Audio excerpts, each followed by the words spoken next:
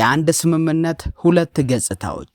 ሚያዝያ 8 በአሜሪካና በኢራን መካከል የተኩስ አቁም ስምምነት መደረሱ ሲበሰር ብዙዎች በመካከለኛው ምስራቅ የነገሰው የጦርነት ደመና የሚገፍ መስሏቸው ነበር። ይሁን እንጂ ይህ ስምምነት ገና በጠዋቱ ትልቅ የትርጉም ልዩነት ገጥሞታል። እሱም የካርታዎች ግጭት ሊባል የሚችል አይነት ነው። ሰላም ጤና ይስጥልን። ይህ አፍሮ ኒውስ ነው። የሰዓቱን ዜና ይዘን ቀርበናል። አብራችሁን ቆዩ። ዋሽንግተንና ቴህራን በአንድ ወረቀት ላይ የተፈራረሙ ቢሆንም በውስጡ የተመለከቱት ግን ሁለት የተለያየ ዓለምን ነው። በአንድ በኩል የኢራን ባለስልጣናትና ለስምምነቱ ትልቅ ድርሻ ያበረከተችው ፓኪስታን ስምምነቱን የሚያዩት በጥልቅ እይታ ነው። ለነሱ ሰላም ማለት መላውን ቀጠና የሚመለከት ጉዳይ ነው። የኢራን የውጭ ጉዳይ ሚኒስትር አባስ አርጋቺና የፓኪስታኑ ጠቅላይ ሚኒስትር ሻህባዝ ሸሪፍ እንደሚረዱት ከአሜሪካ ጋር የተደረገው ስምምነት የኢራን ዋነኛ አጋር የሆነውን የሊባኖሱን ሂዝቦላ ይጨምራል። የነሱ አመንኪዮ የፋርስ ባሕረ ሰላጤ ሰላም ሆኖ ሌቫንት ወይም ሊባኖስና ሶሪያ በእሳት የምትቃጠል ከሆነ ትክክለኛ ሰላም ሊኖር አይችልም የሚል ነው። ይህ አመለካከት ስምምነቱን እንደ አንድ ትልቅ የጥበቃ ዣንጥላ የሚቆጥር ነው። በሌላ በኩል ደግሞ የአሜሪካው ፕሬዝዳንት ዶናልድ ትራምፕና የእስራኤል አመራሮች ይህንን ስምምነት የሚያዩት በጣም በጠበበ መነጽር ነው። ለትራምፕ አስተዳደር በሊባኖስና በእስራኤል ድንበር ላይ ያለው ጦርነት የተለየ ግጭት ነው ይሉታል። አሜሪካ ከኢራን ጋር የደረሰችው ስምምነት በሁለቱ ሀገራት መካከል ያለውን ቀጥተኛ ግጭት ለማስቀረት እንጂ እስራኤል የደህንነቴ ስጋት ነው የምትለውን ሂዝቦላን እንዳታጠቃ የሚከለክል የመከላከያ ጋሻ አይደለም የሚሉ ጽኑ አቋም አላቸው። ይህ የትርጉም ልዩነት ሊባኖስን ግራጫ ቀጠና ወይም ግሬ ዞን እንድትሆን አድርጓታል። ኢራን ስምምነቱን እንደ ጋሻ፣ አሜሪካና እስራኤል ደግሞ እንደ ምቹ አጋጣሚ መጠቀማቸው ሊባኖስን ለከፋ ውድመት አጋልጧታል። በዋሽንግተንና በቴህራን መካከል የተደረሰው ስምምነት በወረቀት ላይ የሰፈረ ሰላም ቢመስልም ምክትል ፕሬዝዳንት ጄዲ ቫንስ የሰጡት ማብራሪያ ግን ስምምነቱ ምን ያክል አደገኛ ስንጥቅ እንዳለበት አሳይቷል። ቫንስ ሁኔታውን ህጋዊ የሆነ አለመግባባት ወይም ሌጂቲሜት ሚስ አንደርስታንዲንግ በማለት ገልጸውታል።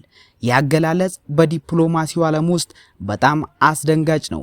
ምክንያቱም አንዱን ወገን ተስማምተናል ብሎ ባሰበው ጉዳይ ላይ ሌላኛው ወገን ጭራሽ አልተስማማንም እያለ መሆኑን ያረጋግጣል። እንደ ቫንስ እና እንደ ትራምፕ አስተዳደር እይታ አሜሪካ ከኢራን ጋር ያደረገችው ንግግር ኢራን በቀጥታ በአሜሪካ ጥቅሞችና ወታደሮች ላይ የምታደርሰውን ጥቃት እንድታቆም እንጂ እስራኤል በሊባኖስ የምታደርገውን ወታደራዊ እርምጃ እንድታቆም ዋስትና አልሰጠችም። እዚህ ጋር ነው ትልቁ ክፍተት የሚፈጠረው።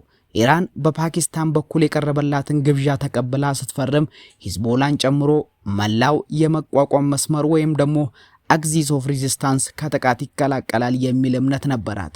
ሆኖም ዋሽንግተን እኛ የተነጋገርነው ስለናንተ ኢራን እንጂ ስለ ፕሮክሲዎቻችሁ ወይም ሂዝቦላ አይደለም የሚል አቋም በመያዝ ስምምነቱን መርጣ መተርጎም ጀምራለች።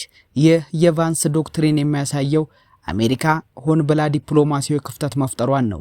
ይህ ክፍተት ደግሞ እስራኤል ያለማንም የዲፕሎማሲ ጫና በሊባኖስ ላይ ጥቃቷን እንድትቀጥል ምቹ ሁኔታን ፈጥሮላታል።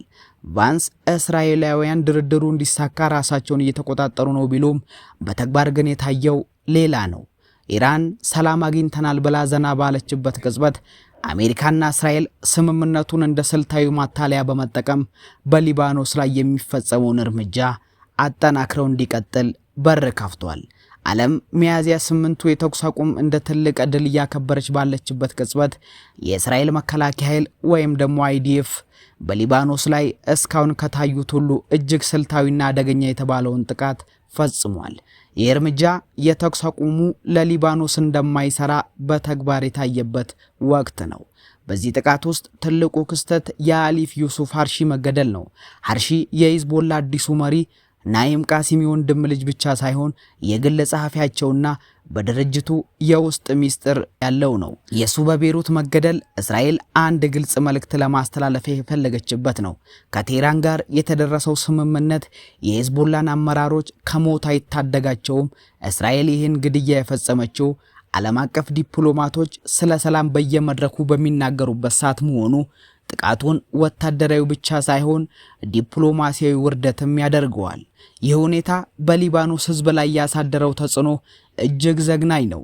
የተኩስ አቁሙ በታወጀ በ48 ሰዓታት ውስጥ ብቻ ከ250 በላይ ዜጎች ሕይወታቸው አልፏል። በሺዎች የሚቆጠሩት ደግሞ ቤታቸውን ጥለው ተሰደዋል። የሊባኖስ ጠቅላይ ሚኒስትር ብሔራዊ የሐዘን ቀን ለማወጅ የተገደዱት ሰላም መጣ በተባለ ማግስት አገሪቱ በሬሳና በፍርስራሽ መሞላቷ ነው።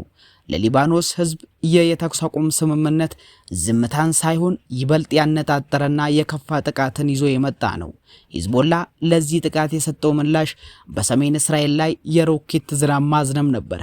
የሚገርመው ግን ሂዝቦላ ይህንን እርምጃ የወሰደው እንደ አዲስ ጦርነት ሳይሆን ለተኩስ አቁም ስምምነቱ መጣስ የተሰጠ ምላሽ አድርጎ መቁጠሩ ነው።